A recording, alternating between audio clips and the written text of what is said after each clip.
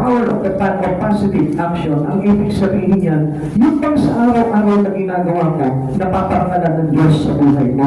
Yung sa araw-araw na ginagawa mo, napaglilingkuran mo ang Diyos sa buhay mo. Kaya napapapansin natin, alam niyo, nakakahiya nga po talaga sa Panginoon kasi maraming parahin po na tayo kung isa nasa church na tayo, pero hindi pa natin maibigay yung talagang pagpaparangal sa Panginoon, yung talagang paglilingkod natin sa Panginoon. Kaya nga sabi dito, gawing parang sa tao lang tayo naglilingkod at hindi sa Diyos eh. Kaya nga, pag sa Diyos, nakakilala natin ang Diyos. We know God very well. Christians sometimes become destructive by being negative. Yan, karaniwan po sa atin, yung ating mga galaw, yung ating mga kilos is negative. Pag sinabing negative, hindi ito naaayon sa Panginoon. Hindi ito nakakapagparangal sa Panginoon. Kaya ito po yung pag-aaralan natin at papalawakin natin. Kaya yung pakinig niyo po, ang kailangan po ng Panginoon po dito, no? Kasi kailangan po talaga na maintindihan natin ito. Kaya nga, ito rin po yung nagiging cause sa maraming Kristiyano. Pakinggan niyo po. Ito yung nagkakos sa maraming Kristiyano kung bakit hindi sila lumalago, kung bakit hindi sila nakakaunawa, kung bakit hindi nila naiintindihan, kung ano ba yung talagang gustong gawin ng Panginoon, bakit ka nandito ngayon sa araw na ito, at bakit itinuturo sa iyo itong mga bagay na ito. As supposed to be, alam nyo, para sa kaligtasan natin ang mga bagay na ginagawa sa atin ng Panginoon. Okay, umpisahan po natin. Ito po ay sinabi ni Pablo. At si Pablo, isang katulad din po natin siya na maraming mga negatibang kaisipan. Kaya lang, unti-unti niya po itong ginalapanan para maging positibo lahat ng kanyang ginagawa. Okay, tignan po natin. Paul, the emotionally matured man. Mapapansin natin si Pablo, kilala natin si Pablo, galing talaga ng mga ginagawa ni Pablo with regards on his service to the Lord. Pero, nandun pa rin yung pagiging emotional niya. Pero alam niya, pinaglalabanan po ni Pablo ito. Most of the Christians today are emotionally affected. Yan. Ito yung naglalagay sa atin sa negatibong mga gawa. Kaya kung minsan, gawa na lang tayo ng gawa, na kahit na alam natin na patama ito sa Panginoon, patanda ito sa gustong mangyari ng Panginoon sa buhay natin, ginagawa pa rin natin. Kaya nagiging negatibo tayo sa harapan ng Panginoon. Kaya nga dito, dumabagsak o parang nagpipil ang karamihan mga Kristiyano sa harapan ng ating Panginoong Jesucristo. Bakit? Kasi unang-una, hindi nila naiintindihan kung ano yung mga nararapat na galaw, na kilos, na pamumuhay, na ginagawa. Kaya hindi pa natin maunawaan yung mga bagay na itinuturo sa Panginoon. Like for example, itong sinabi po ni Pablo dito, rejoicing in the Lord always. So, kailangan na lagi tayo may kagalakan. Like for example, ngayon, sa pakikinig mo ng salita ng Diyos, kailangan may kagalakan ka sa puso. Ang unang-unang nararamdaman mo sa puso mo, yung galak na itutulot ditong pag-aaral at pakikinig ng salita ng Diyos. Yun po yung positibo. Pero yung negatibo, makagilig naman dito. Ganito na lang palagi ginagawa natin. Yun yung mga negatibo na hindi magdudulot talaga ng kaluwalhatian para sa Panginoon na hindi natin mapaparangalan. Kaya nga sabi ni Pablo, Philippians chapter 4 verse 4, magdala kayong lagi sa Panginoon, inuulit ko, magdala kayo. In whatever situations we have in our life, wala tayong karapatan na malungkot. Wala tayong karapatan na pagdalamhati. Kaya nga, dito ipinapakita ni Pablo dito, na yung kanyang pagiging emosyonal, pinataputan niya po ito ng kagalakan. Pasilin po, mga kapatid sa Panginoon, kapag ka ang isang tao, kahit Kristiyano na, kahit nagbabasa ng Biblia at matagal na nakikinig ng salita ng Diyos yan, pag inapat po ng problema yan, nagiging emosyonal. Nawawala po sa kanya, hindi nababanaan sa kanya yung kagalakan sa puso. Sa pakikinig lang ng salita ng Diyos, hindi niyo po ba napapansin? Minsan parang nalulungkot kayo. Kasi hindi natin alam kung ano yung dulot po ng salita ng Diyos sa buhay po natin. Na kung minsan hindi natin alam kung ano yung i-response natin. And supposed to be, we must know what would be the perfect response for listening to the Word. At alam niyo kung ano yun, kagalakan. Kaya sabi ni Pablo, magdala kayo lagi sa Panginoon. Experience peace that passes understanding. Yung ba kahit na anong sitwasyon natin sa buhay po natin, kapayapaan pa rin yung meron tayo. At hindi nabadalisa, hindi napapagabal, hindi nagwawala, kundi kalmado pa rin yung sarili niya. And para naman lagi siyang into the comfort of the hands of the Lord. Philippians chapter 4 verse 7. At ang kapayapaan ng Diyos na hindi kayang maunawaan ng tao ang siyang mag-iingat sa inyong puso at pag-iisip dahil sa inyong pakikipag-isa kay Kristo Jesus. Now, how can we become negative? Kung ang Diyos pala na ito ang magpapaliwanag sa atin ng mga bagay na hindi natin maunawaan at siyang mag-iingat sa inyong puso at pag-iisip dahil sa pakikipag-isa natin kay Kristo. Kaya nga, alam niyo mga kapatid sa Panginoon, ang daming mga Kristiyano magulo ang isipan. Alam niyo kung bakit? Kasi nga, hindi positibo yung kanilang ginagawa. Laging negatibo. Pag sinabing negatibo, bababangga ito sa kalooban ng Diyos. Pag sinabing positibo, ito yung nakakapagbigay kaluguran sa Panginoon at napapagpurihan, napaparangalan ang Diyos sa kanyang buhay. Kaya nga, yung power of a positive action, napakahalaga po yan sa bawat mga Kristiyano. Yung pag-ano pa po yung sinasabi ni Pablo dito, even though we suffer into emotion, content in any situation. Yung magkaroon tayo ng contentment kahit na ano yung pinagdaraanan po natin. Yung bang hindi tayo parang napapagapag sa mga pinagdaraanan natin. Sabi po ng Philippians chapter 4 verse 11. Hindi ko sinasabi ito dahil kayo'y pinaghahanapan ko ng tulong, natutunan ko ng masiyahan, maging anuman ang aking kalagayan. Alam niyo kung minsan nagre-reklamo si Pablo. Pero yung pagre-reklamo ni Pablo ay hindi dahilan dahil kailangan niya ng mga tulong, kundi yung reklamo niya ay itinuturo niya sa inyo o sa ating lahat na tayo po ay patuloy na magkaroon ng kumpiyansa sa paggawa ng mga bagay para sa karangalan ng Panginoon. Kaya pala tayo kung minsan gumagawa sa Panginoon para masuportahan natin kung ano yung tinatawag na power of positive action. Kasi ayaw ni Pablo na kapag nalungkot ka na, nag-emote ka na, wala ka nang nagagawa para sa karangalan ng Diyos. Ang gusto kasi ni Pablo na kahit na anong sitwasyon, magkaroon ka ng contentment at patuloy ka pa rin makagawa sa Panginoon. Alam niyo kung ano nakita ni Pablo dito? Sa panahon pa lang nila, nakita na nila kung ano yung problema natin ngayon sa panahon natin. At alam niyo kung ano yung problema natin? Na kapag tayo nagka-problema na, napaparalisa na yung pagpaparangal natin sa Panginoon. Hindi na tayo makagawa sa Lord. Hindi na tayo makapagpili. Hindi na tayo parang makapag-focus sa mga bagay sa Panginoon. And that was negative action. Kaya nga, ang Diyos mismo, hindi niya pinapahintulong po sa atin na tayo po ay maging negatibo pagdating sa mga pagsubok sa buhay po natin. Dahil ang gusto ng Lord, laging positibo. Pag sinabing positive action, ibig sabihin yan, lagi tayong nagpaparangal. Amen. Na ang sabi ulit dito sa sinabi natin, ano man ang inyong ginagawa, gawin ninyo ng magaan sa kalooban na waring hindi sa tao kayo naglilingkod kundi sa Panginoon. Unawain yung mabuti ito mga kapatid sa Panginoon. Every people in the world, every Christian, even Christian, will suffer on any trouble.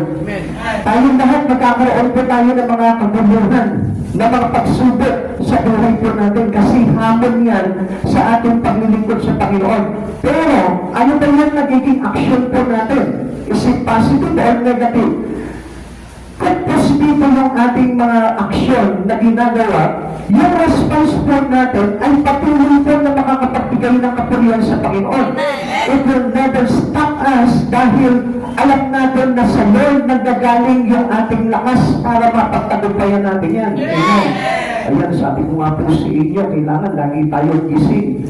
Para lang sa ganun, maramdaman po natin yung kapayapaan at yung kagalakan na kailangan po natin na meron tayo para magawa natin itong positive action na ito. Tingnan mo po, Paul is a man of action. Yan. Si Pablo, hindi ka pwedeng hindi nagawa ito. Yan, katulad na, gumagawa na. Diba? Sabihin mo sa katabi mo, kailangan gumagawa ka. Kailangan gumagawa. Okay. Kasi si Pablo, hindi panitigil yan. Alam natin yung mga suffering sa pinagdaanan ni Pablo. At alam din po natin kung gaano yung hirap na pinagdaanan ni Pablo, pero hindi po siya alone.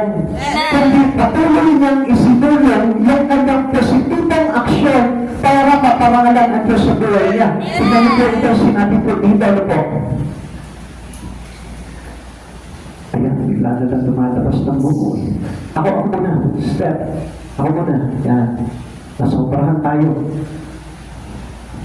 Yan. Isa-isayin muna natin para ano. Ako muna pipindot, tapos pag ayaw talaga, pindutin mo na yan. Pag ayaw pa ulit, balikat mo na yan. Amen? Okay, para maayos na po. Okay. Paul, a man of action. Si Pablo hindi ko pwedeng pigilan sa mga bagay na ginagawa niya sa Panginoon. Not handling in a corner, afraid to advance. Hindi po siya yung parang pupunto na lang sa isang sulok, magdudagdag na lang, magmapaktol na lang, at wala nang gagawin. Kaya nga kapisa, di ba marami sa atin, kapag dumating yung problema, asan na, hahanapin mo na yung Kristiyano, hahanapin mo yung lingkod ng Diyos, nandun sa kwarto niya, malungkot, nagmumukmuk. Kaya nga kapisa, hindi po tayo nagiging kalugod sa Panginoon because of our negative action. Sabi ko dito, not trembling about the future, too much to do today. Ibig sabihin po dito, hindi siya natatakot, hindi siya kumbaga parang kinakabahan sa hinaharap dahil alam niya, naman pala ang dami natin pwedeng gawin eh. Katulad po natin, alam natin yung dapat na gawin natin, pero hindi natin ginagawa. Ang ginagawa natin is by our own. Yung gusto lamang po natin, we choose our personal, yung personal na gusto lamang natin gawin, yun lamang po. Not in despair, too much living to do. Kung bagay sa pamumuhay po natin, marami talaga parang hindi tayo magawa. Like for example, lipangin mo yung sarili mo pagka halimbawa mayroon na problema, lipangin mo yung sarili mo sa Panginoon. Yung ikaw po mismo, magbigay ka ng mga bagay na parang makakapagpagalak sa espiritu mo para lang sa gano'n, the rest of the action will coming from the Lord. Alam niyo, kaya hindi gumagalaw sa buhay natin ng Panginoon eh. Alam niyo kung bakit? Tayo po mismo, napipigil tayo eh. Napipigilan tayo. Umaayaw tayo, sumusunod tayo. Kaya nga, kung mapapansin po natin, ang Lord laging nag-aanyaya po sa atin, nagagawa sa Kanya, na maglingkod tayo. Pero ang dami po tao, negative ang action po nila. Why? Kasi yung isipan po nila hindi napuno ng mga bagay na makakapagbigay sa kanila ng kalakasan, sa kanilang espiritu na relasyon sa Panginoon. Not holding back too many to Him, to Christ. Hindi siya napipigilan. Kaya nga kahit napigilan si Pablo, hindi siya nagpapapigil. Kahit bantaan siya ng kamatayan, bantaan siya ng pambubugbog, at pagkakulong, hindi siya tumipigil. Bakit? Ang sabi niya, maraming tayong pwedeng ipanalo kay Kristo. Alam ka lang ba sa buhay po natin, parang tayo, nawawala na agad tayo ng pag-asa sa buhay natin. Si Pablo hindi po napipigilan yan dahil alam niya maraming kaluluwa na nangangailangan ng kaligtasan. At yan din po tayo. Halimbawa, tayo may problema. Bakit hindi natin ibuhos yung sarili natin para ibahagi ang salita ng kaligtasan? Hindi tayo parang Kristiyano tayo, nakapakinig ng salita ng Diyos, pero parang hindi makapagdulot ng lakas sa atin yung mga salitang binigay sa atin ng Panginoon. Kasi nila, kapatid sa Panginoon, supposed to be dapat tayo mga Kristiyano, yung mga matitibay. Tayo mga Kristiyano, yung mga palaban. Hindi palaban sa gawain, hindi palaban sa pastor, hindi palaban sa aral ng Diyos, kundi palaban tayo sa hapon ng buhay. Pero alam na natin kasi kung ano yung dapat na maging sandata natin eh. Pero bakit tayo nagiging talunan dahil hindi natin ginagamit yung mga bagay na naunawaan natin dapat pagdating sa pagharap sa hapon ng buhay. Tayo hindi natin ginagamit yung ating sandata, which is the word. What we learn from the words of God, yun yung sagot para tayong magtagumpay sa hapon ng buhay. Lagi magtatandaan yun. Kaya kapag problema ka sa buhay, supposed to be dapat tandaan mo, balikan mo yung itinuro sa iyo ng Panginoon at yun yung magiging panangga mo para talunin mo kung ano yung kinahaharap mo. O hindi. Hindi yun ang pinangahawakan ng mga Kristiyano ngayon. Nadadaig ko tayo. Kaya nga sabi ng Panginoon, I can do all things through Christ who strengthen me. Pero paano tayo pananakasin ko yung salita ng Diyos na natutunan natin, ilinalaksin natin? Instead yung problema, instead yung nanutokso sa atin ang ilaksin natin, yung words na sandata natin, ang ating itinatapon. Bakit? Because of your negative action. Amen. Hindi tayo nagkakaroon ng positive action pagdating sa mga bagay sa pamumuhay natin. Alam niyo, dapat na gawin po natin kapag mayroon tayong mga hamon sa buhay, do something for Christ that stretches you. Alam niyo, naglalarawan kasi yan. Minsan, mga kapatid sa Panginoon, at tumingin po kayo sa akin. Kapag pala tayo, nadadawin tayo na makapagsupot at naitatapoy tayo sa ating relasyon sa Panginoon, ang ibig sabihin po pala niyan, wala tayong natututunan. We are immature. Hindi tayo natuto pagdating sa larangan ng pakikipagdigma na tinuro sa atin ng Panginoon.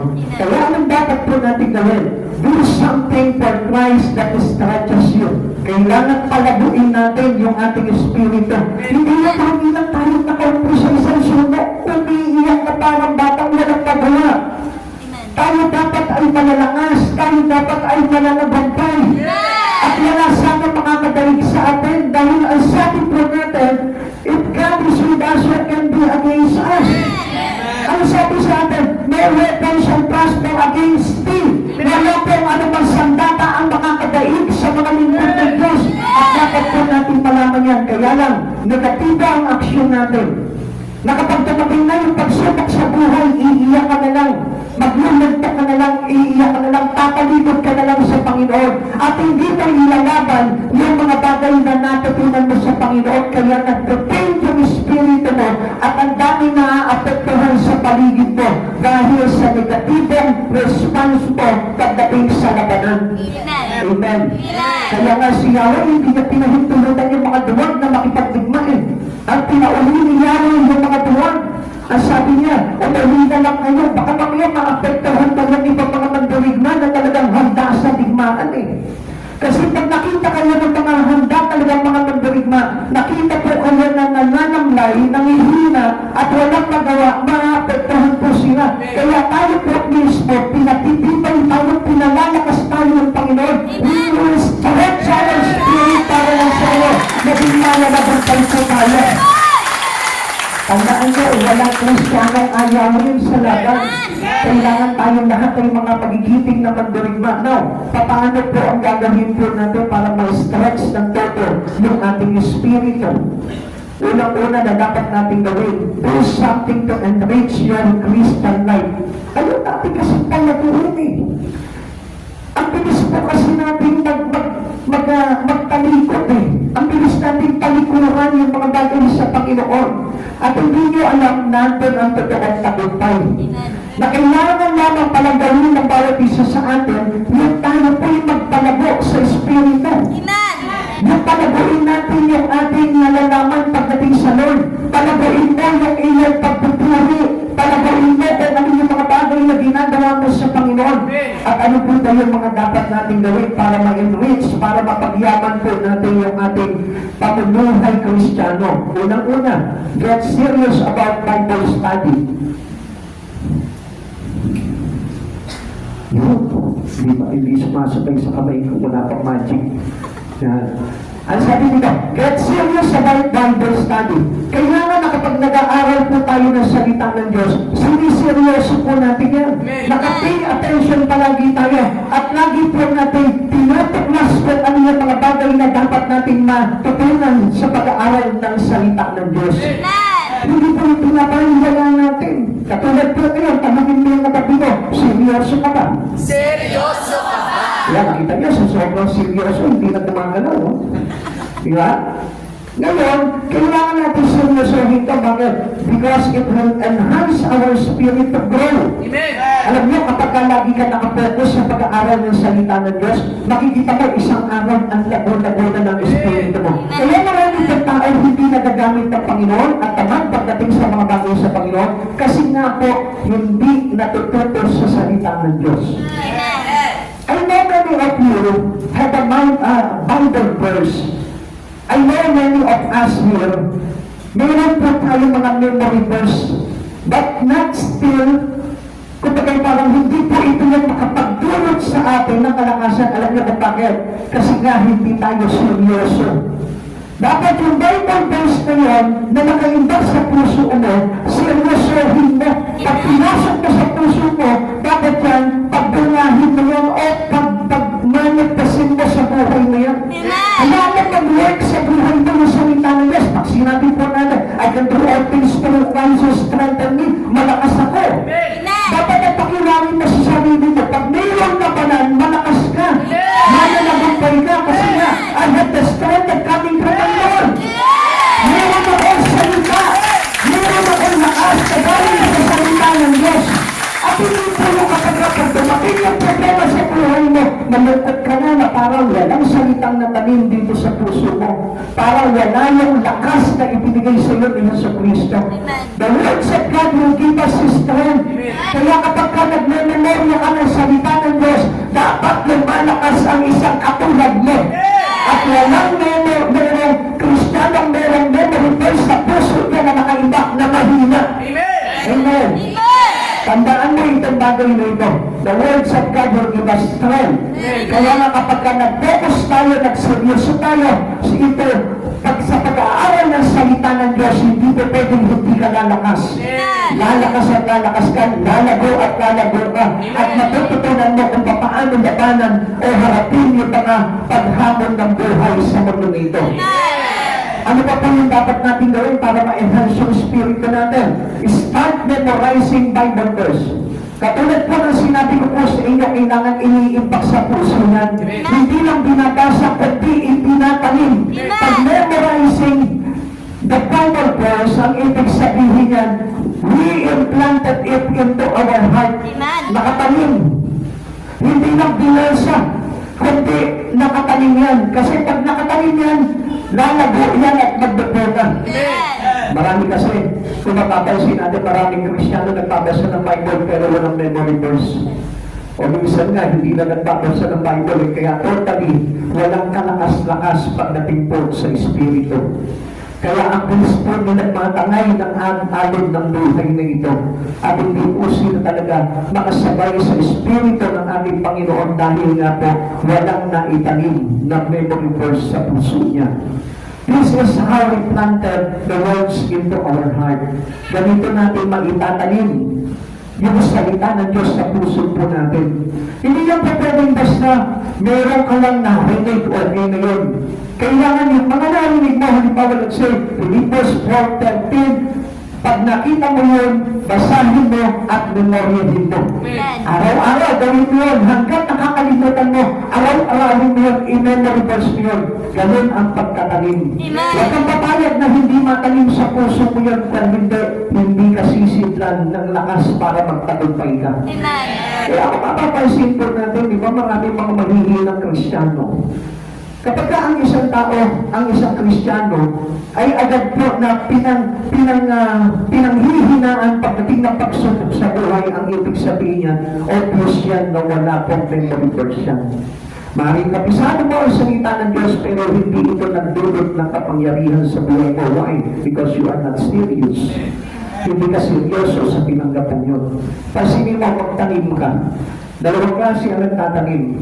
Meron nagtatanim na inaalagaan yung kanyang tanim at meron nagtatanim na pinababayaan niya lang.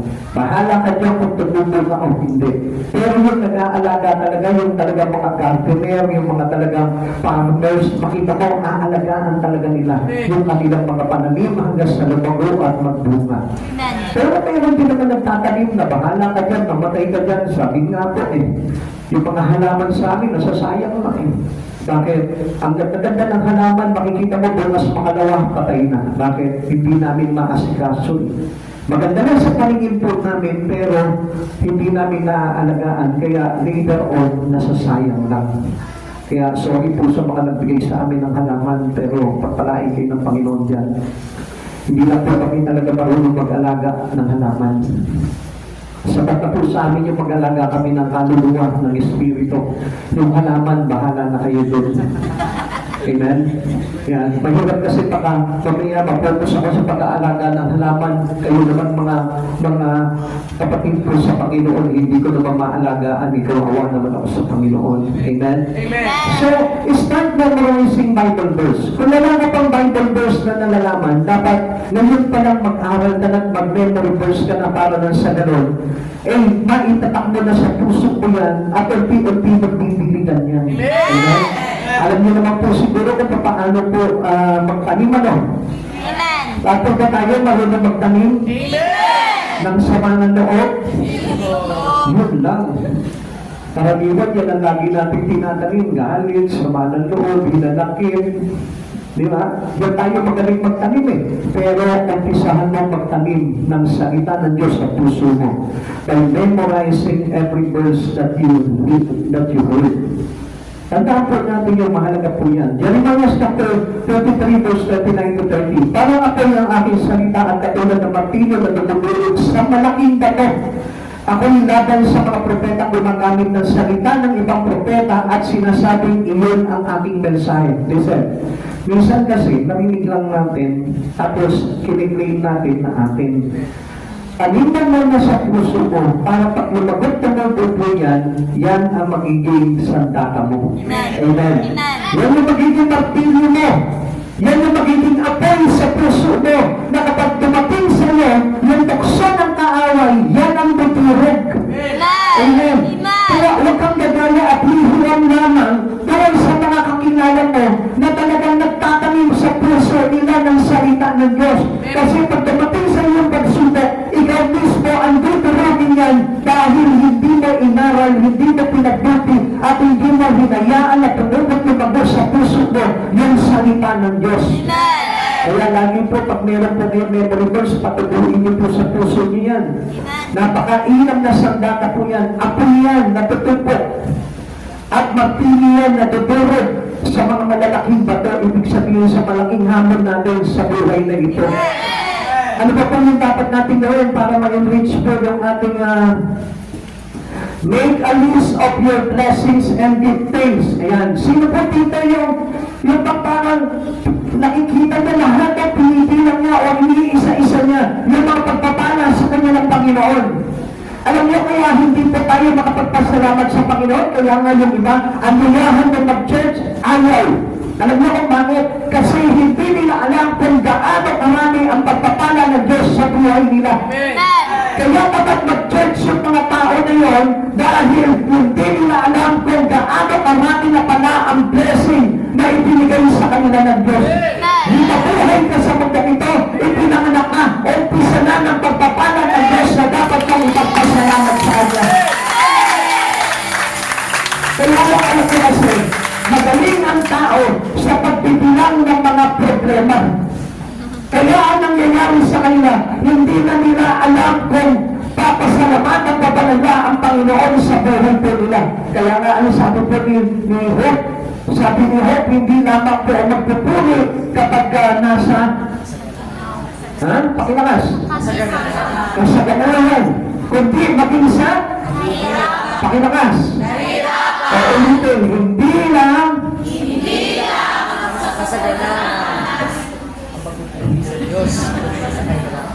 kailangan papay-payin mo muna yun para masabi. Ang sabi po ni Hope, hindi lang sa kasaginawahan, pupurihin ng Panginoon, maging sa kagustahan. Amen. So, mga kapatid sa Panginoon, huwag kang pupungo sa problema. Ang pupusan mo, yung mga blessing na ibinigay sa iyo ng Panginoon. Hindi yung blessing na lagi mong hihingin sa Lord.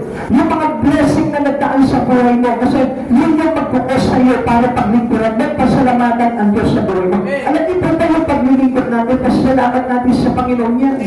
Kaya pansin ninyo, yung mga taong laging naglilingkod sa Panginoon, pinagpapala ang buhay niyan. Lalo na kapag katotoo naglilingkod sa Panginoon, hindi pa nauubusan ng pagpapala sa buhay niyan. Pero yung mga ayaw paglingkod sa Panginoon, tandaan po natin, ang hirap talaga ng pagpapala na dumating sa buhay po natin. Kaya mapalat po tayo kahit na sa pag-church po natin, kapag kasinugyoso na talaga yung pag-church mo, I tell you, may darating at may darating na blessing sa iyo. Dahil bakit? Kasi yung pag-church mo, ipasasalamat sa Lord yan. Amen. Alam ko ba kung bakit ka nag-church? Hindi lang para humingi sa Panginoon, kundi magpasalamat sa araw-araw na tinatanggap mo. Be grateful to God. Kasi gusto ng Lord talaga, matutunan natin how grateful we are to the Lord. Yung tayo practice pa, mayroon tayong pasasalamat sa Panginoon, and not whining to be a whining Christian. Yung nawa ng mga Kristiyano, walang ganito, walang ganyan, lagi may problema, walang pambaon, walang pagpili ng gamit. Yan po yung mga whining Christian. Ang you're supposed to be, instead to be a whining Christian, you must be a winning Christian. Dapat mananagumpay kang Kristiyano at hindi ngangal ng ngawa. Sabi mo sa katabi mo, ng ngawa. Huwag kang mawa ng mawa. Hindi dinadatingan ng biyaya ng Lord ng mga taong ngawa. Makikita mo kahit sa Facebook, ipinopost pa yung kanilang paggawa. Amen. Instead that, we give praise to the Lord, we give thanks honors to the Lord. Makikita mo, ipopost niya pa sa Facebook niya. Wala kaming pansain ngayon, baka meron kayo dyan. Instead na magpasalamat sa Panginoon para dapating yung biyaya ng Lord, anong ginagawa? They keep on whining. Amen. Amen. Lagi mong natandaan, tanggalin mo yung letter H sa whining mo at gawin mong winning. Amen. Pagpalain ng buhay mo. Kaya tandaan po ninyo, ang isang Kristiyano ay lagi dapat na nagpapasalamat sa Panginoon because he is a winning Christian. Amen. Ano pa po yung dapat natin gawin? Read Christian books. Yan.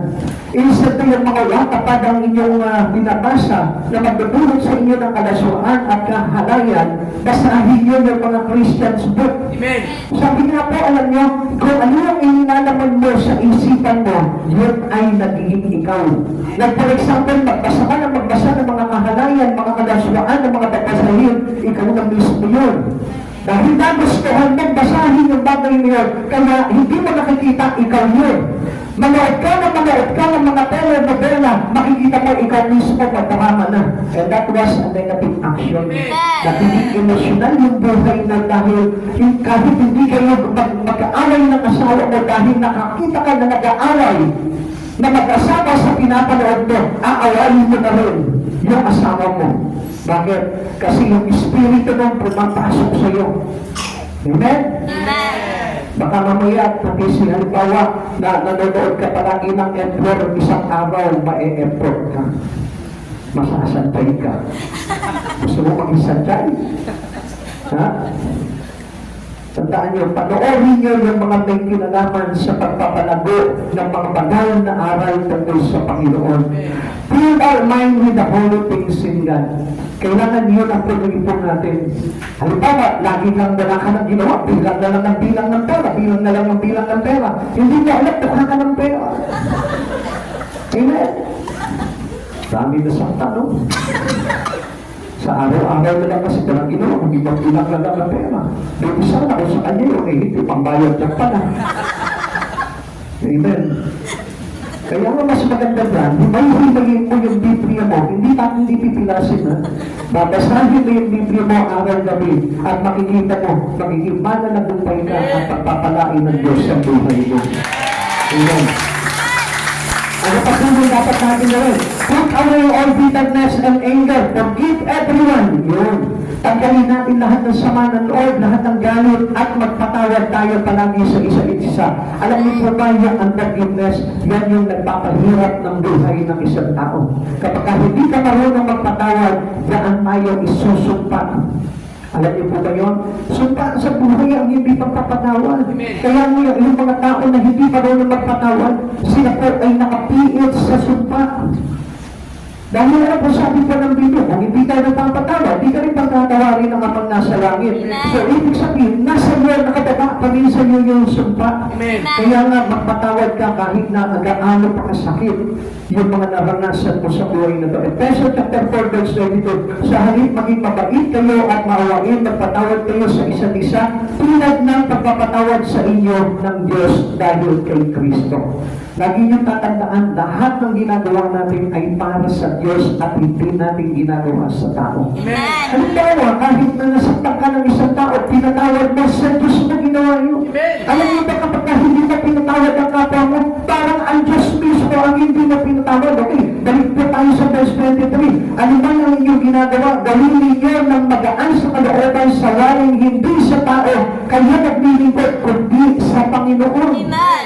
Kaya tayo natututong magpatawad because of the Lord. Alam natin sa Diyos natin ginagawa yun. Yung pagpapakumbaba mo sa Diyos, yung pagpahuli mo ng gamit sa Diyos, yung pagkakaloob mo sa Diyos, yung pagtitiwala mo sa Diyos.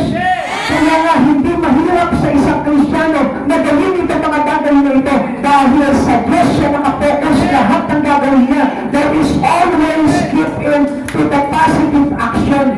Lagi nakakapit sa positibong gawa yung kanyang mga ginagawa. Amen. Hindi pa yung kapag halimbawa may narinig ka, tapos ibang tao ang iisipin mo, ay alam ko naman sino tinutukoy ni Pastor John siya. Imbis na ikaw yung matuto, ibinabata ka sa iba, kaya yung iba natututo, ikaw ang iyong mag-isa na hindi natuto. Kasi ikaw yung nag-iroon sa Jacob Church na turo ng turo. Amen? Kaya lagi mong tatandaan, kung ano yung itinuro mo, mas marami ang nakaturo sa iyo na ang sabi ng Diyos, ikaw ang dapat na matuto. Amen. Amen. Okay. Do something for your family. Kailangan po tayo mismo, gumawa tayo ng mga bagay para ma-enhance yung espiritu natin. Kaya ano yung dapat natin gawin? Do something for your family. Sa iyong pamilya mismo, kailangan mayroon kang gawin. Marami po sa atin, walang ginagawa pagdating sa pamilya na bahala kayo dyan. Minsan, Kristiyano na tayo, bahala kayo dyan. Bahala kayo sa buhay niya, malalaki na kayo. Ganun po tayo. Wala tayong pakialam sa kanila. Ano po yung mga dapat natin gawin sa pamilya po natin? Ang dami na dapat natin gawin. Ano po? Ito, unang-una. Ask your wife or husband to forgive you for everything cross. Anong ibig sabihin nito? Na kapag ka nakagawa ka ng pagkakasala, humingi ka ng tawad. Nagkaalitan kayo, humingi kayo ng tawad sa isa't isa. Yung plan dapat na magawa po natin para lang sa ganun, sa pamilya po natin manaig yung pagpapatawad. Alam niyo, mayroon po akong kilalang magpapamilya, hindi nagpapatawaran. Hanggang sa kamatayan, dala-dala nila yung galit nila sa isa't isa. Kaya alam niya kung anong nangyayari sa kanila, hindi sila naliligtas dahil sila mismo ay hindi marunong magpatawaran.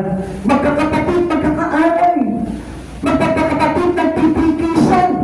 Kaya nga, yung mga ganang klase, yun po, yung mga walang bahagi pagdating sa ating Panginoon. Dahil ang sabi ng Panginoon, love one another. Ano po yung sabi po dito na magagawa po natin sa pamilya po natin? Express appreciations for what loved ones do for you.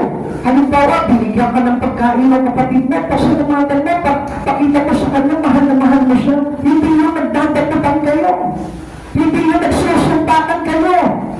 Hindi yung nagtitiriyahan kayo sa mga bagay na ginagawa nyo. Kundi kahit na sana meron kayong pagtatampuhan, kailangan pagtulungan kayo dahil magkapatid kayo. At dapat sa pamilya pa lang, ma-enhance na dapat ang espiritu mo, hindi yung sa church ka lang mabait. Praise the Lord. Maraming mga ganyan pagdating sa bahay. Bakulaw na. Nawawala na yung pagiging anghel. Amen? Marami pa talaga mga Kristiyanong ganyan. Parang ugaling bakulaw pagdating sa bahay po nila. Pero hindi mo mababanag sa church. Sa church, sa bait-bait. Amen? Maraming mga ganyan mga magkakapatid. Akala ko sa church, nagmamahalan po yan. Pero pagdating sa bahay niya, iringan na lang, iringan niya, hindi na nagpapansinan. Amen? Amen. Kaya nga, salamat po sa Panginoon kapag ka ikaw ay natuto ka na magpakaya pagdating sa kapatid mo. Amen? Ikatlo, hug your children and tell them you love them. Meron pa ba magkakapatid po dito? Amen. Pakitaas nga po yung kamay ng mga magkakapatid. Ay, yung iba hindi na magpataas ng kamay kasi alam nila, may gagawin na naman si Pastor eh. O ngayon, nakita mo yung kapatid mo, sabihin mo, hug mo siya, tapos sabihin mo, I love you, mahal kita. O Oh, hindi na magawa, ano? Sige na, plastikan na. Sige na, wala naman kayo sa bahay na lang kayo maglaban-laban ulit. Gawin mo na lang sa bahay, no? Yan. Alam mo, konti lang pa ng mga magkakapatid dito. Pero lahat tayo magkakapatid tayo sa biyaya ng Panginoon sa pananampalataya. Amen. Yan. Kung nabingit po natin yan, ganyan. Tingnan mo, ang ganda tingnan kasi plastic, ano? Naku, yung iba niya. Kunyari, katawa-tawa niya, pero galitan. Uy, napakatingin kayo kasi yung Jesus na ganyan. Mabait na bata yan. Ay talaga, tawa-tawa kayo, ganun din kayo eh. Wala lang yung mga kapatid nyo dito. Wala na ba mga kapatid dito? Mayroon na mga magkakapatid dito ah. Ha? Oo, yun. Isa, dalawa, yun, magkakapatid ba yung mga magkakapatid? Halata mo may pagkakaalitan eh, oh. Kamuan, lapit. Oh, tingnan nyo, lumulunang yung mga galit ninyo, lapit. Mga Kristiyano, oh. Sige, bilis na, bilis. Oh, yan, silang dalawa lang ang magkasundo. Tingnan mo, makikita mo kung sino lang magkasundo. Oh. Oh. Oh, tingnan mo, malis na agad ulit. Oh, yan yung mga practices. Oh, magkapatid pa dun sa likod, oh. Kung tawa lang ng tawa, magkapatid yun, di ba? Okay na. Praise the Lord. Yan. Practicing po natin yun kasi mahalaga yun para na sa ganon. May magawa tayo para sa pamilya natin bilang mga Kristiyano. What else? Help family members develop their talent. Di ba? Yung mga may talento, dapat sinusuportahan natin yan. Most especially kapag ginagamit sa Panginoon. At lagi po natin dapat tinutulungan natin yan. Kayo, tayo mga mayroong halimbawa mga talento, taruan po natin yung mga kapatid po natin para na sa ganon. Magamit din po nila para maparangalan ng Diyos sa buhay po nila. All your parents, thank them for love and prayers. Yung mga halimbawa, lagi nyo ipinapanalangin, pinaparamdam yung inyong pag-ibig sa inyong mga magulang. Stop greeting and start giving compliments. Ayan, hindi po yung parang na lagi na lang tayo kung pakiparang tayo yung greeting yung parang lagi kang inis, lagi kang galit, di ba? Instead, or parang lagi kang nagdadalit, dapat lagi po tayo nagbibigay. Amen? And thus, start having daily devotions with your family. Yayain mo yung pamilya mo. Mag-pray kayo isang umaga. Sa pagkain na, kanya-kanya na lang sapat eh. Diba? Kapag kakain na, pag nagtawag si nanay, kakain na tayo. Sige, kain na. Tapos, matapos kumain yung yun, uupo na sa sala yung isa, magsaselfon na yung isa, tatakbo sa kwarto, magsaselfon na rin. Hiwag-hiwagay na.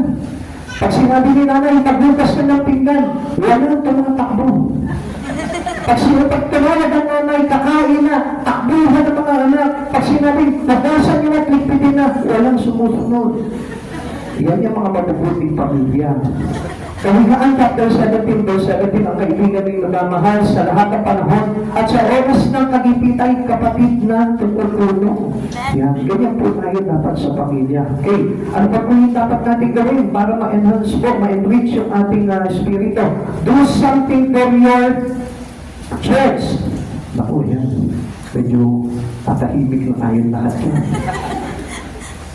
Ano ba yung bagay na kaya mong gawin para sa church mo? Napakahalaga po kasi yun. Para na sa ganun, tayo po mismo mapagyaman natin yung ating espiritu para na sa ganun mapalagutin natin yung ating ugnayan sa Panginoon. Dapat tayo po mismo may pagpapahalaga tayo pagdating po sa ating church. Sino po dito yung nagmamahal sa church po nila? Kaya nakikita nyo sa iba nag-aaral. Ha? Mahal kasi nila yung church nila eh. Ayaw nila patagod yung pastor nila. Ayaw nila patagod yung pastor nila na taruan sila. Kaya sa iba silang church, tumahanap ng aral. Mali. Sabihin mo, wrong. Mali po yun. Kailangan tayo po mismo natin yung appreciation po natin pagdating sa pagtuturo ng ating mga leader. Amen. O ano po yun dapat na magagawa po natin para sa church natin? Write an appreciation note and be blessed to your pastor. Yan, tanongin ko po kayo, ilang taon na po kayo sa church, na-i-bless nyo na po ba yung lingkod na ginagamit sa inyo? Karaniwan po, nagagamit pa tayo, pero hindi tayo marunong sumuporta pagdating sa pangangailangan ng isang pastor. Be a blessing to your pastor.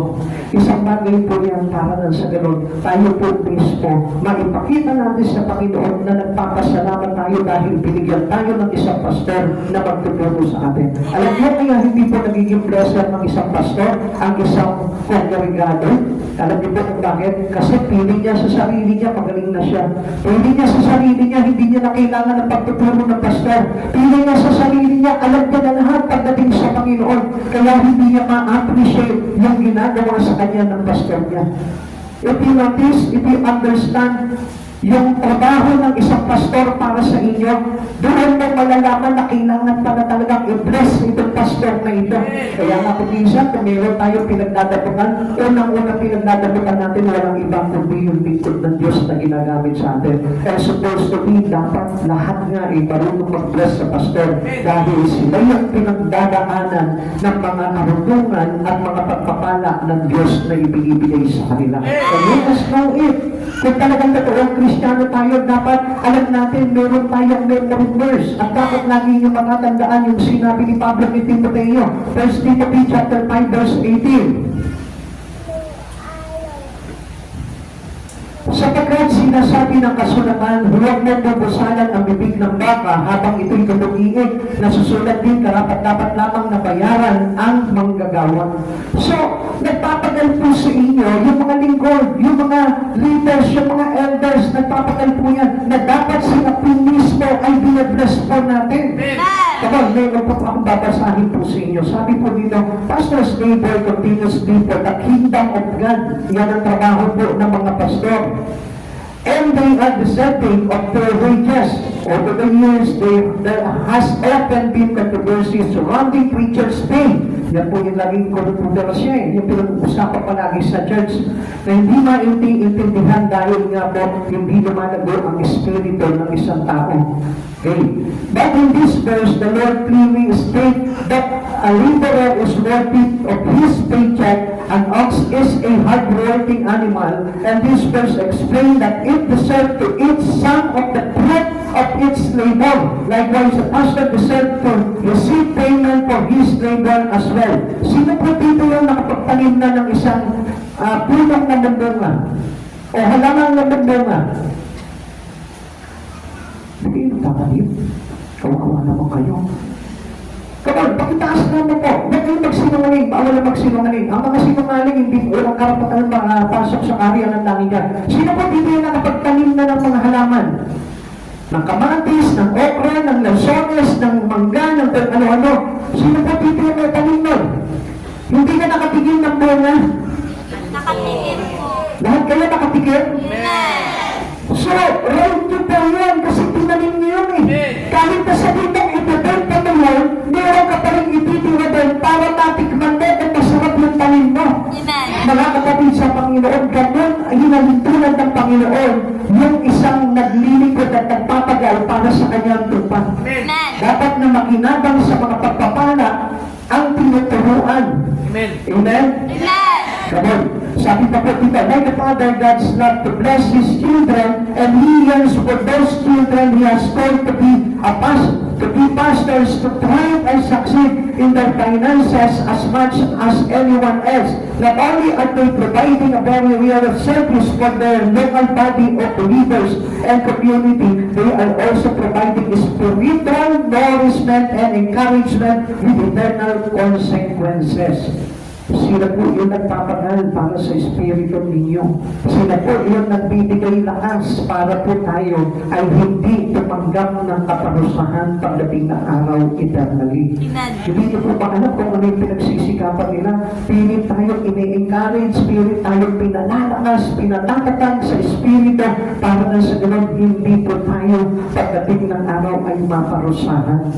Ganun kahalaga po yung bagay niyo. Sabi po ng Galatians chapter 6 verse 6, ang nagtuturo ng salita ng Diyos ay dapat bahagian ng mga pagpapalang tinatamasa na tinuturuan. Ulitin po natin, ang nagtuturo ng salita ng Diyos ay dapat bahagian ng mga pagpapalang tinatamasa ng mga tinuturuan. Kaya nga sabi ko nga po sa inyo, kung minsan, dahil tayo po ay mga negatibo kung gumawa, kaya tayo po mismo nanghihinayon tayo magkaloob ng pagpapala sa isang pastor. Alam niyo ang bakit? Kasi hindi sa Diyos natin ginagawa. Amen. Kundi parang sa tao lang. O hindi ko po yung sinabi po ng verse 23. Ano ba ang inyong ginagawa? Gawin ninyo ng magaan sa kalooban na waring hindi sa tao kayo naglilingkod kundi sa Panginoon. Tandaan natin, lahat ng natutunan po natin sa Biblia, hindi natin sa tao ginagawa yan kundi sa Diyos. Kung nagkakaloob ba tayo sa pastor, sa Diyos natin ginawa yan at hindi sa tao dahil alam natin, biyaya ng Diyos ang lahat ng mga pagpapalang spiritual sa atin. Amen. Amen. Ikalawa, volunteer to teach a Sunday school class. Marami po dito, iniiwasan po yung children's ministry. Ayaw nila magturo sa mga kabataan. O ng isa, nagbabantay man sila, nagtuturo po ba kayo? Pero ano po yung mga bata, kailangan po maturuan po at matutunan din po nila yan. Ano pa? Order to use your time to bring people to church. Minsan, pinagkakait po natin yung mga sasakyan natin. Naku, yung ko kasi magalusan eh. Ayaw ko kasi na masira yung sasakyan ko eh, kaya iniingatan ko lang. At kayo naman mga sinasakay, dapat din pag-ingatan nyo din naman yung sasakyan nila. Amen. Dahil pinapagamit na nga sa inyo yung sasakyan at dapat kayo rin po mismo ingatan nyo na marubihan, magalusan o masira yung sasakyan na ipinahihiram nila sa inyo. Amen po na doon. Amen. At sa mga nalang sasakyan, maglingkod kayo ng todo sa Panginoon para magkaroon kayo sa sasakyan. Amen. Amen. Bakit hindi na tayo pangangipin ngayon ng mga kapatid sa Panginoon? Dahil ito na po yung katotohanan. Kaya hindi tayo lumalago, ulitin ko po sa inyo. Kaya hindi yung mayaman yung espiritu natin dahil wala tayong tinatawag ng positive action. Na kahit na sa pakikinig natin ng salita ng Diyos, parang tao pa rin ang nagsasabi sa iyo at hindi ang Diyos. Lagi natin tatandaan na parang sa Diyos natin ginagawa ang lahat ng bagay. Amen. Amen. Andiyan pa po ba tayo? Amen. Gusto na umuwi. Parang gusto na umuwi. Excited pa ba kayo? Tuloy pa natin kung excited pa kayo. Visit absentees and report the result to your pastor. Pag may mga absent, dapat tayo po bilang mga magkakapatid na malakas sa espiritu, tayo po yung dapat na dumadalaw sa kanila. Yan po yung mga bagay na magagawa po natin. Para lang sa ganun tayo po mismo, magkaroon po tayo ng part into the kingdom of God. Amen. Alam niyo na marami pa mga Kristiyano ang po magkaroon ng bahagi sa kaharian ng Diyos.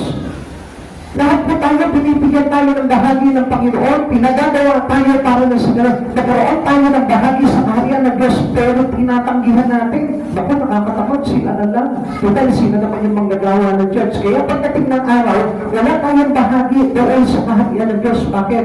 Kasi dito pala, binibigyan na tayo ng bahagi ng Diyos, pero tinatanggihan natin. Kaya kapatid sa Panginoon, tayo po mismo, maging karapat-dapat po tayo bilang mga tinawag at lingkod ng ating kataas-taasan ng Diyos na tagapagligtas. Increase your giving. Yan. Isa po ito sa mga bagay na hindi natitinan. Katulad din po ng espiritu po natin, na kapag hindi namalago yung espiritu natin, affected din po ito pagbigay po natin. Pasilin niya mga kapatid sa Panginoon. A person without faith, he cannot give. He can give.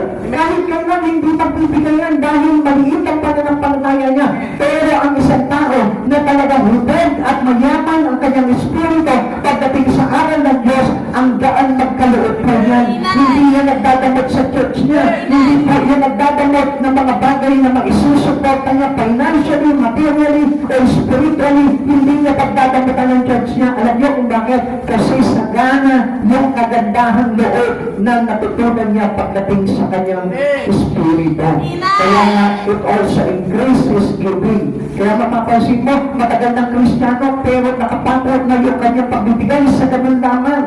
Kaya nga mga kapatid sa Panginoon, gusto ko po na malaman po ninyo, sa lahat ng churches, tinutulong po talaga na dapat na magkaroon tayo ng increase pagdating sa pagbibigay natin. Okay, meron na po ako papakita po sa inyo. Sabi po na dito sa 2 Corinthians chapter 9 verse 8, magagawa ng Diyos na pasaganahin kayo sa lahat ng bagay at higit pa sa inyong pangangailangan upang sumagana kayo para sa mabubuting gawa. Come on, listen to this mga kapatid sa Panginoon, gising po tayo.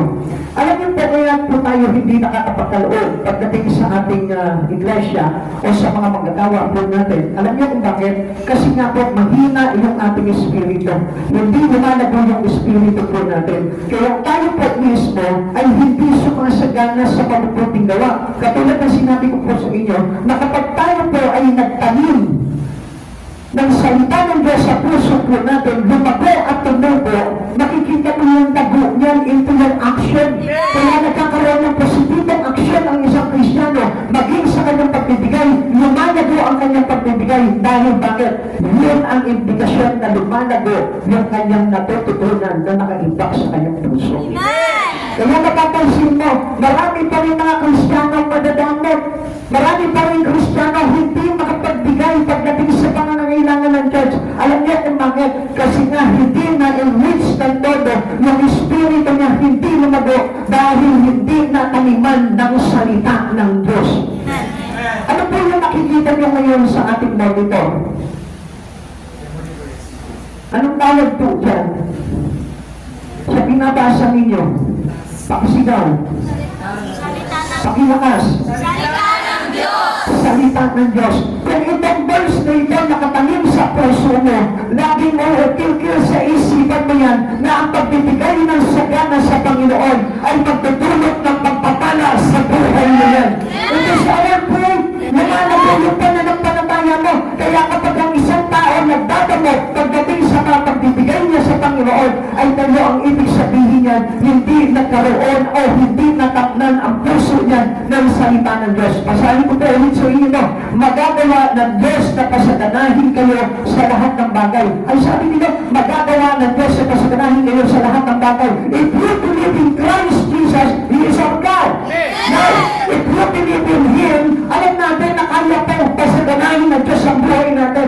Paano po magdadamot ang isang katulad natin kung mayroon ang pananampalataya sa Diyos?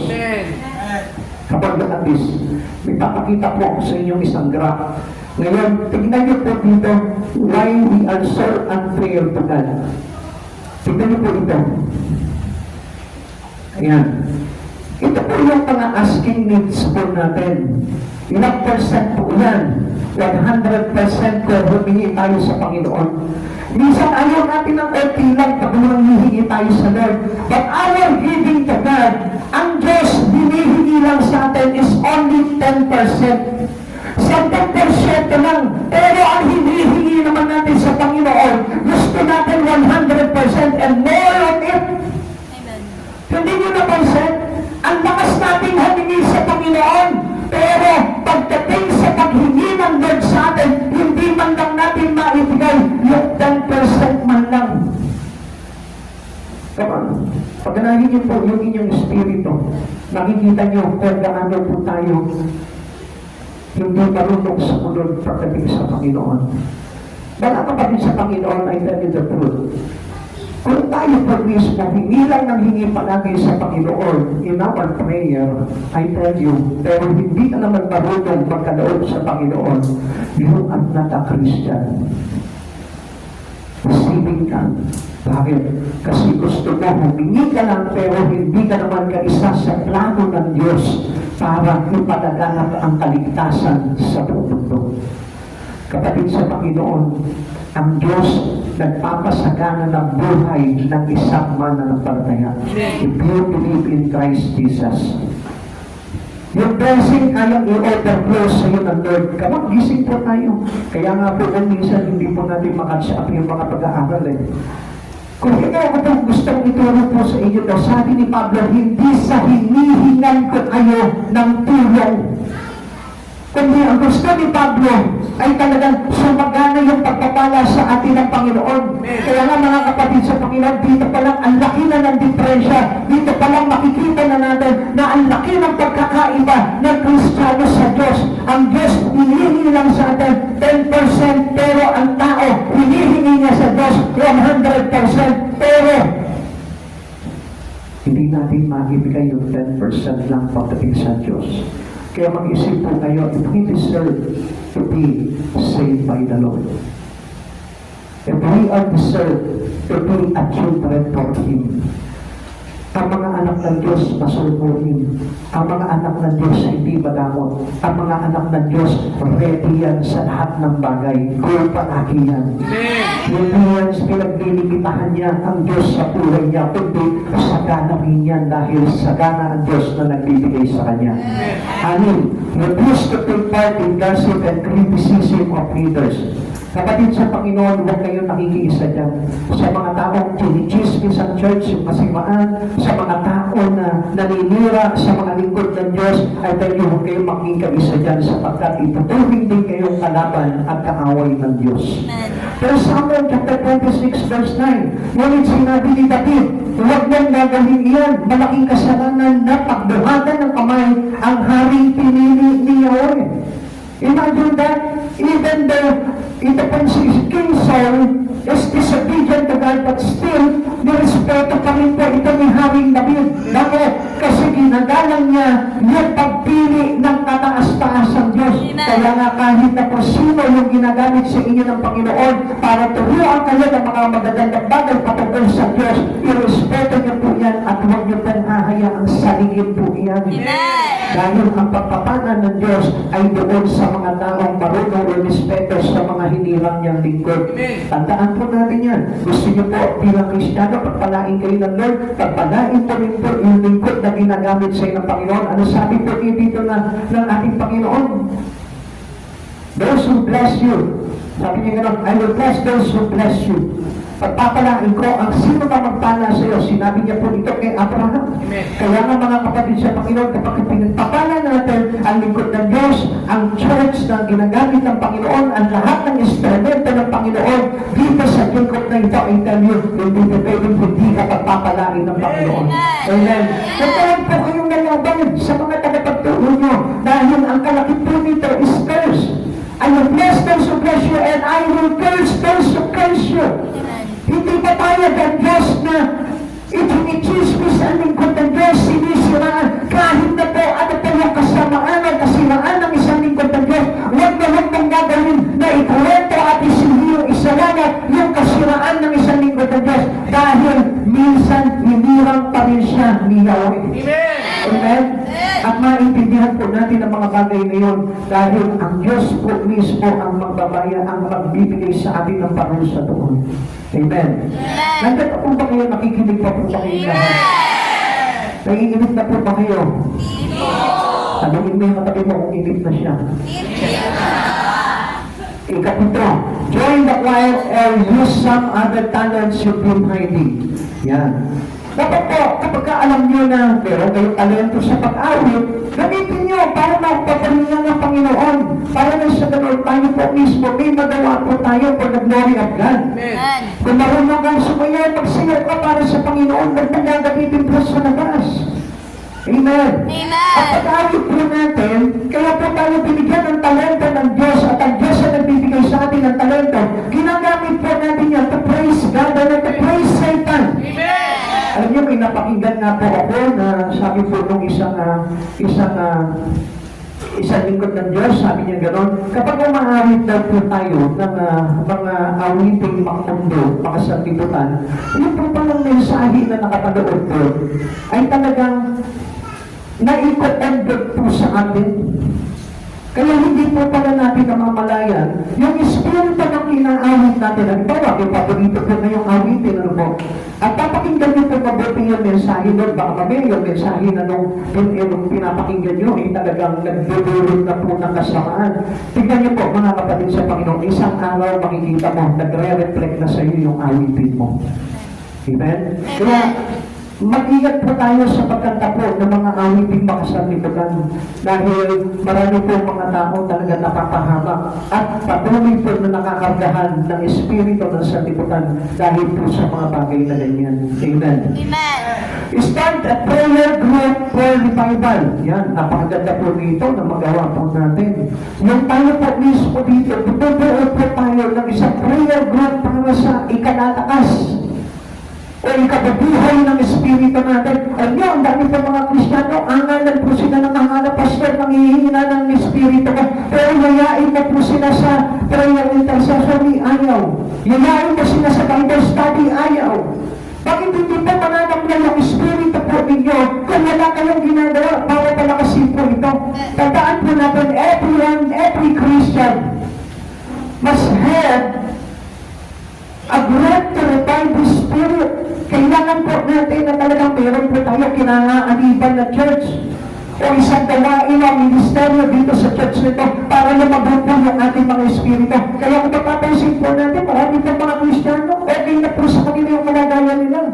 Kaya isang araw, alam niyo, sasabihin sa iyo ng Panginoon, kailanman hindi kita nakikilala. Dahil tinanggihan ka ng tinanggihan ng mga bagay na makakapagpalakas sa espiritu mo na kung saan makakonsider na si Jesus yung pumapasok sa buhay mo, tinanggihan mo kaya pagdating ng araw sasabihin sa iyo ng Lord, I never knew you. Hindi kita nakikilala.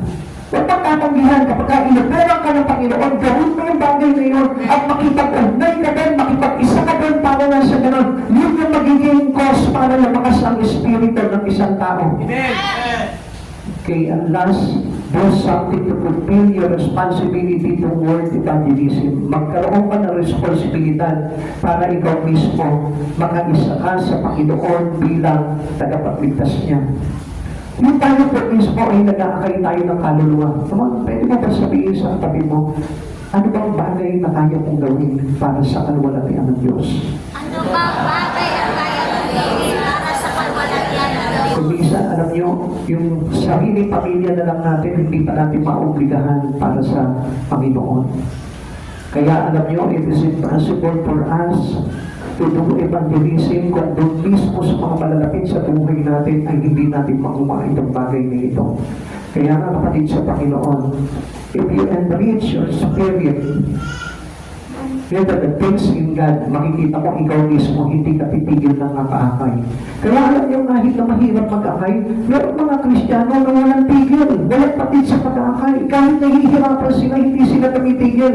Hindi yan yung Kristiyano na isang akay niya lang, tapos kapag ka-reject siya, ayoko na, pastor, ang hirap pa ng mag-akay.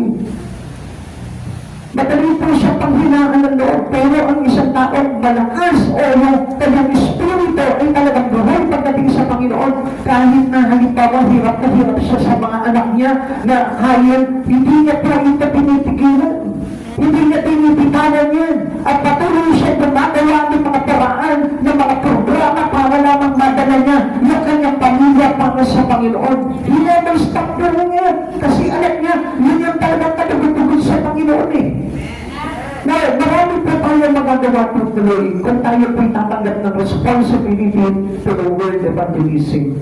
Like for example, contact your neighborhood families and invite them to church.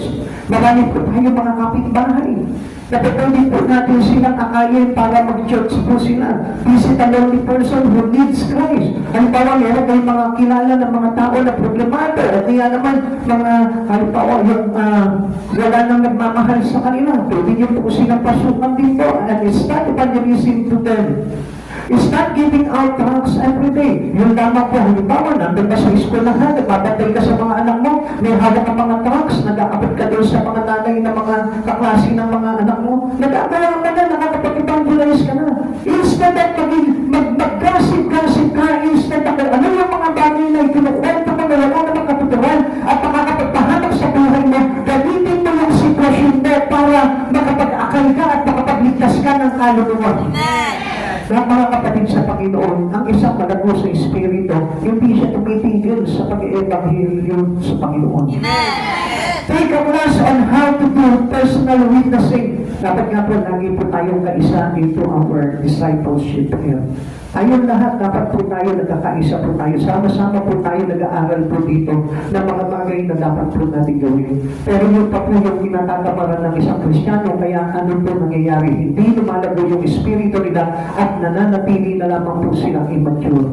Kaya makikita ko ang isang immature, madaling po mawala sa Panginoon po yan. Ikalima, support a missionary and enclose a gift. Ano po dapat gawin natin? Makikita niyo po yung mga humahayo natin dito, yung mga tumatakbo ng kalasyon, yung mga tumatakbo dito sa mga lugar-lugar at mga baryo-baryo po dito, supportahan po natin sila.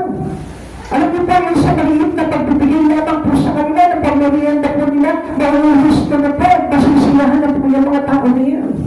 Amen. Hindi pa natin nakikita yung pagpapagal po nila, na araw-araw po, humahayo po sila dyan, umiikot-ikot po sila dyan, pinagpapagalan po sila dyan, ilalait po sila dyan. Tayo bilang mga pagkakapatid sa Panginoon, let us support every missionary at this church. At yun naman ipapakita sa Panginoon na even though hindi ka nakakasama sa kanila sa paghayo, to become a missionary for God, ikaw naman, ang tutuhin mo, nagiging kayo sa para supportahan yung kanilang ginagawa nila. Binibigyan niyo po sila ng pang-transport po nila, binibigyan niyo sila ng pamilihan nila, pananghalian nila. Ang laking tulong na po yan, mga bagay yan. Alam niyo nga po dito, kung titignan niyo po dito, asa po yung tumatakbo po sa atin sa kalasyaw, tayo nga po. Sige, tayo na po. Papakita ko lamang po sa inyo. Ayan. Tingnan niyo po, yan. Apat po yan, puro babae. Kung di isang nagka-tricycle lang po yan. At ang driver nila taas ang kamay. Pag sasakyan, ang telephone nila taas ang kamay ng driver. Babae pa rin. Pero tingnan niyo po yan, ginagawa po nila yung for the glory of God. Tayo po, anong ginagawa natin? Hindi ko po kayo dinedegrade po dito, ano po. Gusto ko lang po na kayo dito, may inspired po kayo dito. Kung may inspired po kayo. At alam ko, may yung isang tao po talaga na mahina ang espiritu, wala po silang pakialam po dyan. Pero I tell you, ito po yung mga tao na dapat na ma-inspire po tayo pagdating sa larangan ng paglilingkod sa Panginoon. Bakit? Mga babae po yan, pero makikita ko ang dala niyang tricycle de pabiyahe, mga tahente, kalasyaw to mga tahon. Imagine that, ulangin at arawin po yan. Minsan, gutom yan mga yan, hindi lang halata. Kumahayo yan, nahihilo yan. Huwag yung isipin na ganyan lang talaga silang kayong katawan po nila, pero hindi pa pusok yan. Pagdating sa hayop po nila. At ang sariling panggastos po nila, sarili po nila yan. Minsan nakanlatang pa yan. Kayo, mga kapatid sa Panginoon, if you have a faith in Christ Jesus, kayo po mismo, mahahabag kayo sa kalagayan nila.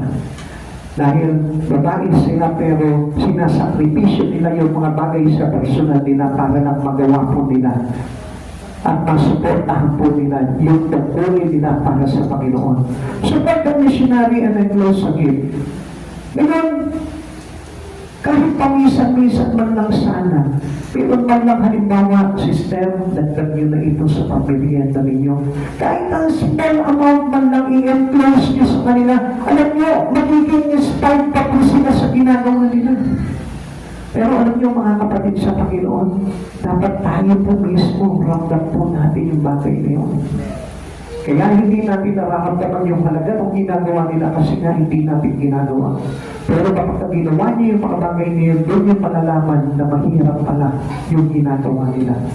Kapatid sa Panginoon, be one in Christ Jesus. Maging isa po tayo sa ating Panginoon. Alam niyo mga kapatid sa Panginoon, huwag yung sanayin na yung sarili niyo is to separate yourself into the Lord. Minsan wala tayong pakialam at ang hindi natin alam doon, sineseparate na natin yung sarili natin sa Panginoon. Ika-anit, increase your giving to mission.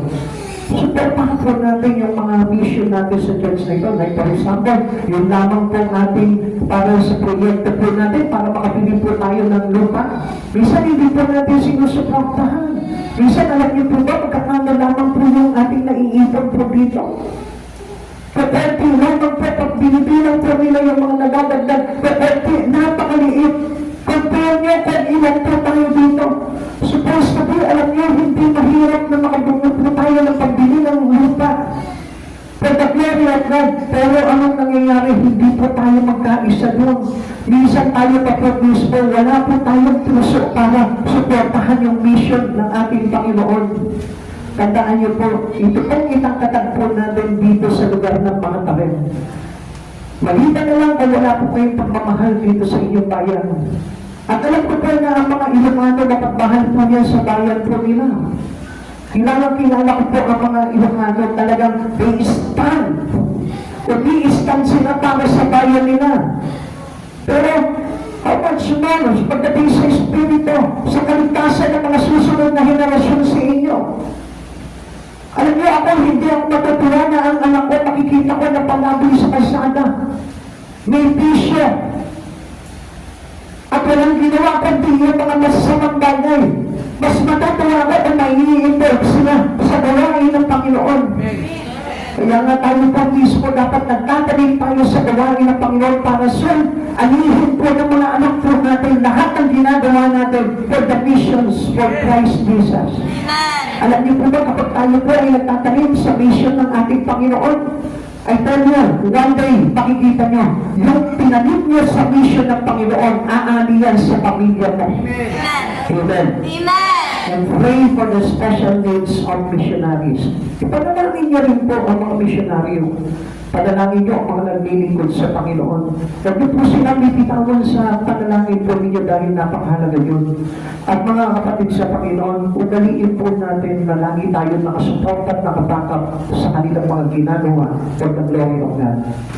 Let's stop being part-time Christian. Kung tayo maging part-time Christian dahil walang salita sa kalangitan ng part-time Christian. Amen. Walang part-time child of God sa tinatawag. Kundi tayo ay buo na tinawag para iligtas ng Panginoon. We are to serve the Lord heartily. Buong puso natin dapat pinaglilingkuran ng Panginoon. Everything we do should be done for the Lord. Lahat ng gagawin natin, yung tulong mo para sa mission, yung iyong binibigay na suporta para sa mga humahayo, yan po ay gawin ninyo for the glory of God lagi. Amen. Yung inyong mga ibinibigay na ikapo, yan po ay i-claim ninyo na sa Lord nyo ipinagkaloob yan. Yung mga hinuhulog nyo sa box na ito para makapagbili po tayo, makapagtayo po tayo ng church, yan po ay isipin nyo na sa Diyos nyo ginawa yan na pagdating ng araw, ang Diyos ang magbabalik po sa inyo ng pagpapala niyan. Like mighty army moves the church of God. Alam niyo po ang mga magigiting na mga magdirigma o ang mga sundalo, sila po yung nagpapausad talaga ng kanilang iglesia. Tingnan mo yung kapatid mo ngayon. Kung siya po kayong langalan na makakapagpausad ng iglesia na ito para sa Panginoon. Kasi kung minsan iniisip natin, bahala ka pastor, pinasok mo yung larangan na yan. Kapatid sa Panginoon, magpasalamat ka sa Panginoon dahil may pastor dito na ipinagkaloob sa inyo ang Diyos. At huwag mo sasabihin, bahala ka, tungkulin mo yung pastor. I tell you one thing, mali ka ang iniisip dahil tayong lahat ay binuo ng Lord dito. Tayong lahat ay mga mandarigma, tayong lahat ay sundalo ng Diyos, at tayong lahat dapat maipagawin natin yung mga bagay na itinatag sa atin ng Panginoon. Alam niyo, tayo po yung mga mandarigma, tayo yung mga sundalo, kaya lang ang tanong dito, to open this is a truth. Gaano kaya katotoo dito? Minsan hindi totoo na nangyayari na dapat tayong lahat bilang mga victorious army of God, tayo po dapat na gumagawa ng labanan na ito na itinatatagumpay, pero tayo na po yung umaharang. Come on, kapatid sa Panginoon, hindi dapat tayo yung kalaban, tayo yung dapat magkakakampi sa mga bagay na isinusulong ng church na ito. Kung talagang kakampi ka kay Heso Kristo, dapat isa ka sa nagpapaulusad, nagpapalunsad ng gawain ito. Amen. Dapat ipinagmamalaki niya sa mga kapitbahay mo. Dapat ipinamamalita mo na meron kami Jacob Church na kung saan nagpapala ng aming espiritu para maligtas. Tayo po dapat nagkaprisinal. Sumisigaw siya sa kalagitnaan ng ilang at nagsasabi, si Yeso Kristo ang kaligtasan. magagawa niyong kandito lang sa church dito, hindi mo maipagsigawan ito sa pamilya mo. That is not being true in you and me. Kung talaga totoo mga Kristiyano, umpisahan mo ngayon. Magpakatotoo ka. Kung hindi mo man maibigay yung 100% mo na araw, panahon, lakas, pagdating sa Panginoon, then meron ka pa rin magagawa. Support the church, support the missionary, support the mission. Support your church. Kaya lamang maging kapaki-pakinabang ang pagiging Kristiyano mo. Hindi po ba yung parang hanggang Christian tayo na kapag dumating na yung pagsubok ka naman sa buhay, nasa isang sulok ka, umiiyak ka na lang at wala kang magawa. You may have come to the kingdom for such time as this. Pagdating ng araw, makikita mo, ikaw mismo, dahil sa mga bagay na ginawa mo for the glory of God, at hindi mo na inisip na tao lang makikinabang dito. Sila pastor lang, sila sister lang makikinabang. Kung ako mo isuporta sa church nito, sila lang ang makikinabang. I tell you, hindi ka Kristiyano. Kaya naman, hindi ka nakakilala sa Panginoon. Sapagkat ang totoo, tapat na nakakilala talaga sa Panginoon. Lahat ng kanyang ginagawa ay iniisip niya na sa Panginoon niya ginagawa ang mga bagay na ito para sa karangalan ng kanyang Diyos na pagkakalitan. Kapatid, lahat ng gagawin mo dito may kinalaman sa iyong kaligtasan. Kaya whether united or not, kung hindi mo naiintindihan man itong sinasabi ko ngayon, magpalakas ka ng Espiritu para na sa ganun maunawaan mo itong mga bagay na ito. Isang araw, hindi mo pagsisisihan na hindi mo pa nagawa, nandun ka na, pero hindi mo pa nagawa yung inihiling ng Panginoon na dapat mong gawin sana. This church is not for us. Not for our family, but for every one of us. Para sa atin ito, nakikinabang tayo lahat dito. Kasi ang isipan natin nasa pera. Kasi ang isipan natin nasa material na bagay. Kasi ang isipan natin nasa titulo. Ang isipan natin nasa posisyon. Pero mali. Ang dapat na maging isipan ng mga tao na naglilingkod sa Panginoon ay para sa kaluwalhatian lahat ng Panginoon sa Kristo. At yan ka magiging matatag at matibay. At yan ka magiging totoong Kristiyano. Hindi Kristiyanohan lamang. Hindi nagpapanggap na Kristiyano lamang. Matindi season 2. Hindi tayo peros. Kundi tayo pagdating sa Panginoon. At dapat na ipakita natin kahit bata ka man, sinusuportahan mo ang church mo, ipinagmamalaki mo, ipinaglalaban mo, at pinagmamakaingay mo na meron tayong Diyos dito na tagapagligtas at ang pangalan ay Yeso Cristo. Ano lang mo sa kayo sa mga isipin mo kung ano yung nagawa ko na pagdagari ng God. Baka mamaya sa haba ng panahon na paglilingkod mo, hindi mo napapansin sa tao na lang pala naglilingkod. Kung bakit pala hindi umuusap ang iyong espiritu dahil sa pastor ka lang naglilingkod. Dahil baka sa tao ka lang nakapokus. Pag ganun ba yung focus mo ngayon sa tao? Kapag tingnan yung mga kamalian ng tao sa paligid mo, tingnan mo lahat ng ginagawa mo ay for the glory of God. Have a positive action as a Christian. Hindi yung para baga natin pinapasin na lang natin innocent ko. Yung nararamdaman ko ang mahalaga sa akin. At hindi yung nararamdaman ng Panginoon. If you're true Christians to Jesus, dapat ang nararamdaman mo yung bagay kay Kristo at hindi yung bagay na nararamdaman mo ngayon.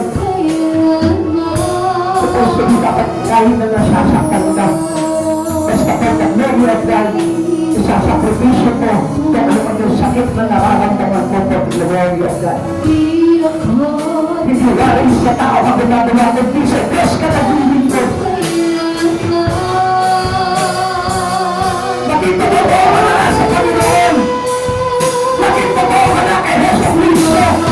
Malapit na dumating ang Diyos. Malapit na dumating sa Yeso Cristo. Nagpapatao ka na. Naglingkod ka na ng galang. Naglingkod ka na ng oosay. At ang pag-ibig sa Panginoon. Meron ka pa rin problema sa paglilingkod mo. At